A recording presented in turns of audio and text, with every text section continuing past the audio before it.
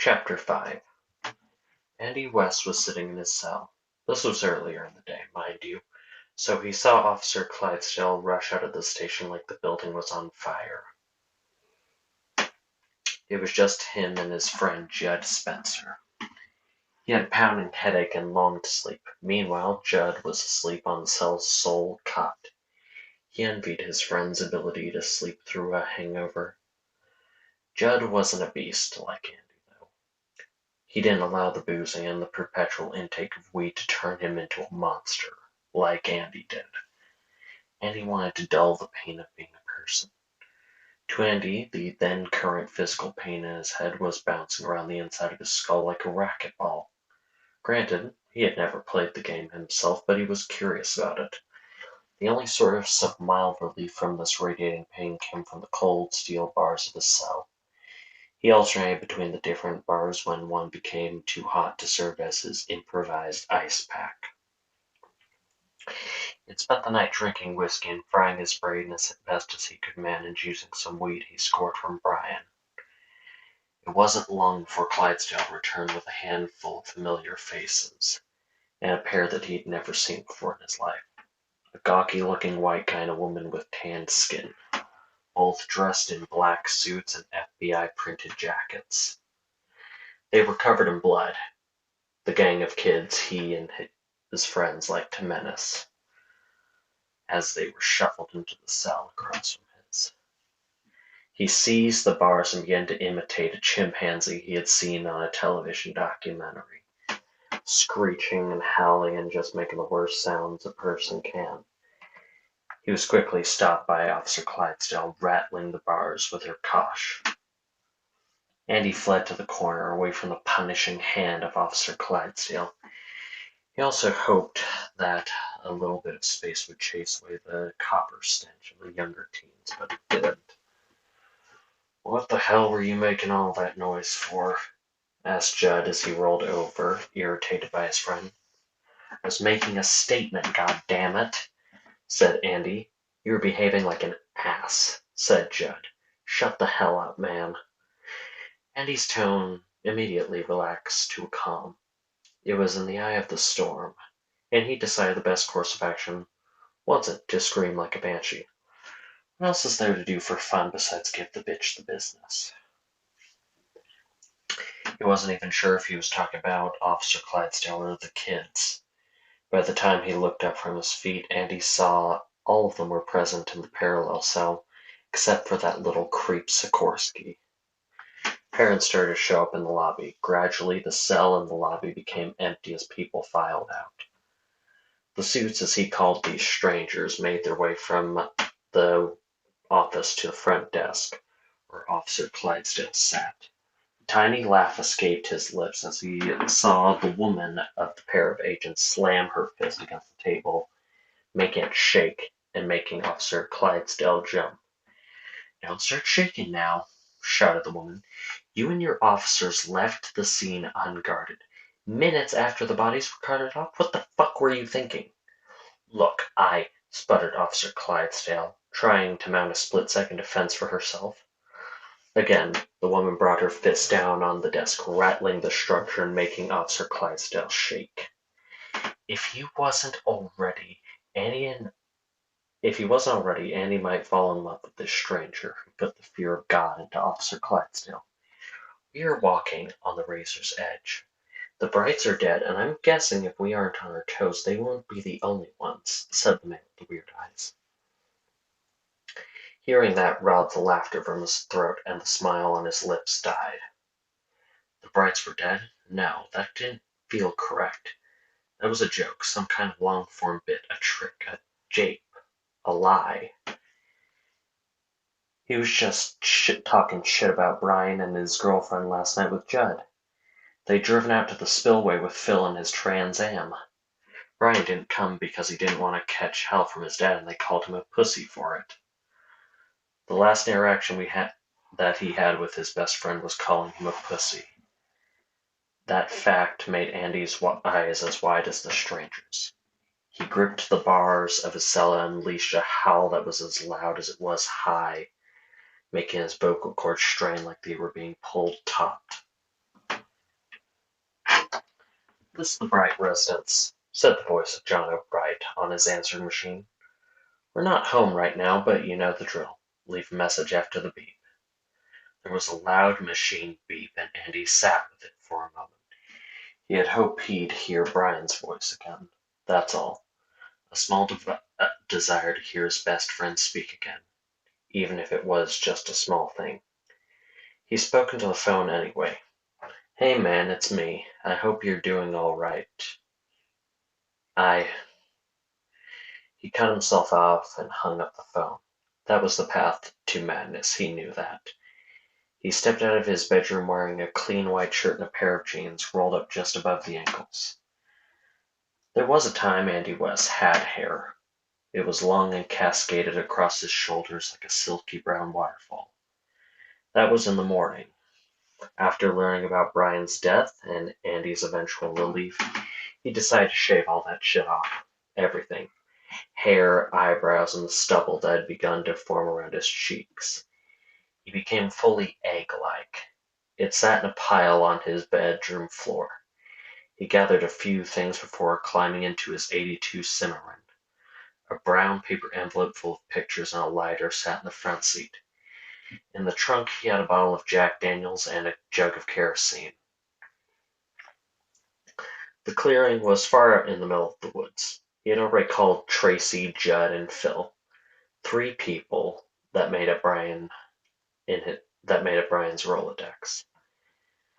They'd be there, but he needed to be there first. The Cimarron roared down and out of the cul-de-sac, screeching through the streets like a rust-red devil from the depths of hell. The radio didn't work, so his only source of entertainment to drown out his Brian Bright thoughts was him white-knuckling the wheel and scream-singing. "I can't stand one more hour of daylight. Bring on the night. God bid me farewell tonight." He had imagined himself backed up by the police, but to the relief of all, Steen was not present in the Cimarron with him. As the roads drifted from asphalt lined with ditches, they became dirt roads that were hell in the car's undercarriage as he bounced and sped up consequently to make the bouncing worse. "I'm not prepared to go on like this," screamed Andy into the open air. I can't stand losing you." The car stopped alongside the trail he and the others knew. They would probably come in Tracy's car. He knew it well. It was a lime green horizon that reminded Andy of a dented lunchbox. He never liked Tracy or her car. The trek down the trail was the second hardest part of the journey, for now at least he could slam Jack without worrying about a cop pulling him over. He was reckless and insane, but he wasn't stupid. There were things you could do to be a societal terror without it fucking with you heavily. The point was, at the end of the day, to be as entertaining as possible, and his jailbird bit had already happened. Doing it again would be tacky. He had the envelope tucked under one arm, kerosene clenched in one fist, and a bag of effects strapped to his back, while the bottle of Jack rested in his free hand. He twisted the lid off with his teeth and spat it into the long grass along the trail. If it weren't for the frequent use, it might overwhelm him. He ceased screaming. Fortunately, the clearing left him with a whole lot of time to lose his mind about Brian. Above him in the night sky, he thought he could see the faint evergreen glow of President Ronald Reagan's orbital satellite system, a world killer purpose-built to protect America from the commies. Brian never worried about that kind of stuff. Brian couldn't worry about it. That must be liberating, right? He arrived in the clearing and saw that his friends were already there. They must have taken a secondary trail or something. They stood there shooting the shit with each other, their forms lit only by flashlights. Just outside of them he crouched down, hiding in the towering grass as he stripped naked and smeared white paint from his bag of effects on his face. He blackened his eyes with charcoal. When Andy rose to his full height, his friends could see his now alien-looking appearance. He took a massive swig from the bottle and stepped towards them. With their eyes they could see that the hair on his head wasn't the only hair he had shaved from his body. "What the hell, Andy?"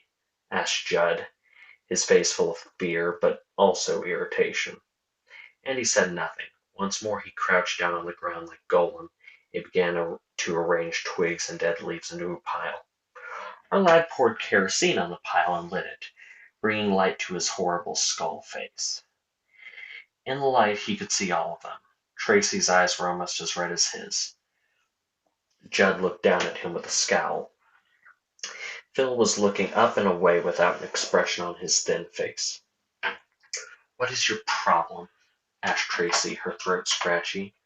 "Why did you call all of us out here? Was it just to show us your dick?" Andy rose to his full height and stared at his friends, offering them the bottle of Jack. Tracy accepted it and took an appreciative swig from it. She passed it to Judd, who refused it, and he passed it to Phil. Before long it ended up back in Andy's hands. "Such a thing doesn't exist anymore," said Andy. "Did you bring what I asked you to?" They did. They each produced envelopes of varying types. From them they pulled out pictures of Brian. Old school pictures, personal Polaroids, even things as far back as elementary school. Pictures of Brian with his long blonde hair and impish smile. Pictures of Brian feigning toughness for the camera with his biceps flexed. Their faces twisted as they regarded the images. Images of Brian at various ages. That damned effortless smile that they were catching secondhand now. "Look at them," said Andy. "Really look at them. Commit them to memory." "I don't like this," said Tracy. Andy could see that she was close to tearing up as she went through photo after photo of her dead boyfriend. "Yeah," said Phil. "This feels fucking perverse. Why are we doing this?" "What was the point of ever having known Brian if we can't remember him?" asked Andy. "I want all of us to remember the face of Brian. I want his exact image burned into our memories. Do you remember Brian Bright?" His voice was hard as he punctuated the statement. The three others nodded, and Andy smiled. "Now pass me the pictures." The pictures were slid back to their envelopes and they gave them to Andy, and he dropped them on the fire. Tracy's rage was immediate. She practically leapt over the flames, sending him to the ground as she brought her fists down like hammer blows against his bare chest. She hit hard enough to knock the wind out of him. "Why?" she growled at him. It was Andy's turn to cry now. Both he and his best friend's girlfriend had tears in their eyes. She was easily shoved off and into the dead leaves and grass that had been allowed to sit for months, and had been allowed to turn into brown mush. Andy stood above Tracy.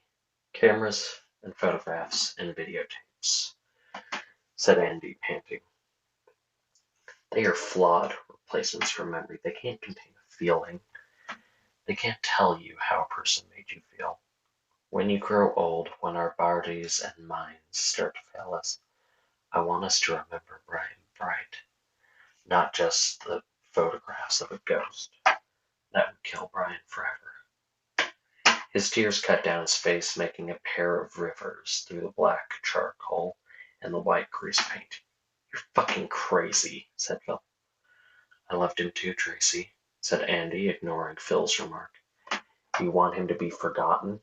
"Hey," said Judd, as he stepped between Andy and Tracy. "We're all hurt now. We're all suffering. Her especially. Can you not scream at her, man?" "Screw you, Judd," snapped Andy. "You don't get it. None of you ever did. This place, this town, it is the court of a king, and I am its goddamn jester." Phil pinched the bridge of his nose. "Unbelievable. Even right now you're making this all about you. You can't even mourn properly, you absolute freak. I should have guessed that the second you asked us to meet this out here that it would be another 'I'm the center of the universe' speech. Fuck me for thinking you were being genuine for a second." And he narrowed his eyes at Phil and growled like a dog. "If you would pay attention for even a second, you would notice how wrong all of this feels. Part of me Doesn't even think Brian's dead. Tracy had already hit him. It was Phil's turn. He swatted Andy across the face with the back of his hand. He had a heavy set of pewter rings on, and they drew blood as Andy was sent sprawling to the ground like a sack of shit. Andy had bitten his lip too, and he could taste the copper sting of his blood on his tongue, while lying out by the fire. The flames had taken on a disgusting smell from the burning plastic in the photos. Phil looked at Judd. You can babysit him. Tracy, I'll walk you back to the car. There were blinking lights, dancing in the woods, muttered Andy from his place on the ground. Tracy was the sort of person who thought she lacked the capacity and the appetite for violence. It was kind of essential that she believe this about herself. She didn't mind it though when Phil or Andy or even Brian would pick on those kids. They were freaks, that's how she justified. Andy was a freak too, and that's how she justified her actions towards him. He was a vile, pathetic freak. She wanted to hurt him more. She imagined herself stomping on his chest until he ceased moving. She and Phil ambled through the woods for a while. It was a proper night where the sky was a blanket of stars, devoid of moonlight. The kind of night where the trees met the sky and became one unified blackness. They'd walked far enough through the Prudence Sims forest that the sounds of Andy and Judd became null. Tracy was sure that Andy was going on about something stupid, though. Even in their absence, he was having a theatrical little bitch fit. He had always been kind of terrible even before she had started dating Brian, but he had evolved into something of a more dramatic asshole. She couldn't chase away the tightness that had formed in her stomach, a tightness that extended up into her chest. It was like she was being gripped by a vice, and she longed to extend her fingers into claws and tear it from herself. It was like something so monstrous, this awful act of self-destruction was the only way she could rid herself of sorrow and rage's hideous fusion. Phil didn't say anything for most of their walk. He kept glancing in Tracy's direction. The first few glances made Tracy suspect that Phil was being a creep, but his expression said otherwise. Though out of all of them, she knew him the least. He was always more Brian or Andy's friend, more than he was hers. Despite that, she found herself preferring his company to the absence of company, especially someone who was fed up with Andy's shitty behavior. You all right? Asked Phil. Tracy shook her head and made a sniffle in an effort to abort another bout of sobbing. She knew that if she didn't watch herself, it would start again, and frankly, she didn't feel like crying in front of another one of her dead boyfriend's buddies. I'm pretty far from okay, said Tracy. Your friend is a world-class douche. Yeah, said a defeated-sounding Phil. Phil ran his fingers along his head, blond and shaven so low it wouldn't look out of place in the army. What was all that jester bullshit he was carrying on about? It's complicated, said Phil. He has this theory about life, I guess. In his mind, God is a bunch of cameras, watching and catching all of our most dramatic moments. So naturally, he wants to be the most dramatic person alive. Jesus, muttered Tracy. She tried to smile and force some humor out of the situation. He's completely flipped. I bet all this has only made it worse, huh? Probably. He wasn't always like this, you know. I knew him before he developed this crude philosophy. He was nice to be around back then. Right, said Tracy, not buying a single word of it. A shape stood in the middle of the path, somehow darker than the night that surrounded them, all save for the blue and red lights that flashed around the shape's head, blocking their path to Tracy's shitty car. Andy? Called out Phil. We're not doing this, man. We're not playing around anymore. The shape said nothing. Tracy gripped Phil's shoulder and tried to pull him back, but he marched forward. The proportions were all wrong. Couldn't he see that? All around and interrupted by solid fabric folds. How could he see that this wasn't Anne? How could he not see that this was not Andy? The shape started towards them, moving in a kind of spasmodic jog walk that reminded Tracy of the Frankenstein monster from the movies. Phil tore himself out of her grasp and began to close the distance between them. He overlooked the hatchet, but by the time he saw it, it was too late, and it was buried right between his eyes.